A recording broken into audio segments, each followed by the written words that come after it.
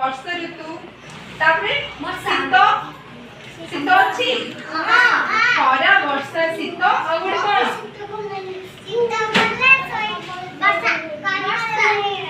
ଆଉ ଗୋଟେ କଣ ବସନ୍ତ ଠିକ ଅଛି କେତେଟା ସିଜିନ ଅଛି ଆମର ଟୋଟାଲି କଣ କଣ ହଁ ଋତୁ ଭଲ ପାଉ ତ ଶୀତ କଣ ପାଇଁ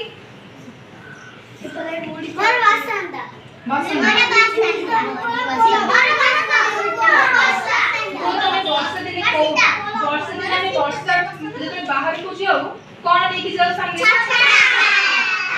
ଆଉ ଶୀତ ଦିନେ କଣ ପିନ୍ଧୁ